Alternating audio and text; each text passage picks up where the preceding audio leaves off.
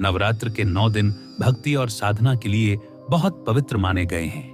नवरात्रि के छठे दिन मां कात्यायनी की पूजा अर्चना करने का विधान है।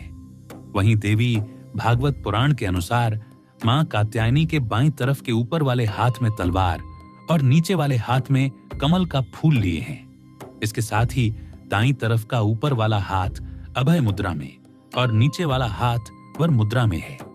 मान्यता है कि मां कात्यायनी की पूजा करने से शादी में आ रही बाधा दूर होती है और भगवान बृहस्पति प्रसन्न होकर विवाह का योग बनाते हैं। जानिए मां कात्यायनी की कथा कहा जाता है कि प्राचीन समय में कत नामक एक प्रसिद्ध महर्षि हुए। उनके वंश में महर्षि कात्य और फिर उनके ही गोत्र में महर्षि कात्यायन का जन्म हुआ।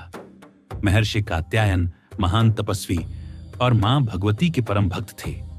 उन्होंने वर्षों तक कठिन तप किया और देवी मां से प्रार्थना की, मां आप कृपा कर मेरे घर पुत्री रूप में जन्म लें। देवी उनकी भक्ति और तपस्या से प्रसन्न हुई और उनकी यह प्रार्थना स्वीकार कर ली। इसी समय धरती पर असुरों का अत्याचार बढ़ गया था। विशेषकर महिषासुर ने अपने बल और अहंकार से देवताओं तक को पराजित कर दिया। देवताओं की व्यथा देखकर त्रिदेव ब्रह्मा, विष्णु और महेशा ने अपने अपने तेज का अंश एकत्रित किया। इस दिव्य तेज से एक देवी का प्राकट्य हुआ, जिनका जन्म महर्षि कात्यायन के घर हुआ। यही देवी आगे चलकर कात्यायनी कहलाई, क्योंकि सबसे पहले महर्षि कात्यायन ने ही उनकी पूजा और आराधना की थी। महिषासुर का वध करने के लिए मां कात्यायनी ने ही अवतार लिया और देवताओं को उसके आतंक से मुक्ति दिलाई।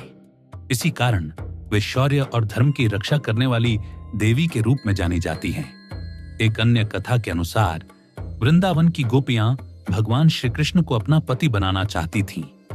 इसके लिए उन्होंने यमुना नदी के तट पर मां कात्यायनी की पूजा और व्रत किया। इसीलिए मां कात्यायनी को विवाह, सौभाग्य और मनोकामना पूर्ण करने वाली देवी भी माना जाता है। मां कात्यायनी की उपासना से साधक को साहस, आत्मविश्वास और विजय की प्राप्ति होती है। कुंवारी कन्याएं मनचाहा वर पाने के लिए उनकी पूजा करती हैं। भक्त के जीवन से विघ्न और संकट दूर होते हैं और उसे धर्म, अर्थ और सुख समृद्धि का आशीर्वाद मिलता है। नवरात्र के छठे दिन मां कात्यायनी की आराधना करने से साधक को अपार शक्ति और दिव्य कृपा का अनुभव होता है। नवरात्र का व्रत सनातन धर्म में अत्यंत फलदायी माना गया है। देवी पुराण में इसका विस्तृत महत्व और विधि बताई गई है। आइए जानते हैं संक्षेप में इसकी विधि। आश्विन मास के शुक्ल पक्ष की प्रतिपदा से नवरात्र व्रत आरंभ होता है। 9 दिन तक उपवास रखें। अगर संभव न हो तो दिन में केवल एक बार भोजन करें। इस दिन घट स्थापना कर महाकाली, महालक्ष्मी और महासरस्वती की प्रतिमाएं स्थापित की जाती हैं। प्रतिदिन पुष्प और फलों से अर्घ्य दें। बिजौरा से रूप, जायफल से कीर्ति, आंवले से सुख और केले से संतान का आशीर्वाद मिलता है। नवमी के दिन हवन किया जाता है। घी, खांड, गेहूं, तिल, बेलपत्ते, नारियल और फलों से होम करने से लक्ष्मी, सुख, समृद्धि, संतान और यश की प्राप्ति होती है। व्रत की समाप्ति पर आचार्य को प्रणाम कर दक्षिणा दें।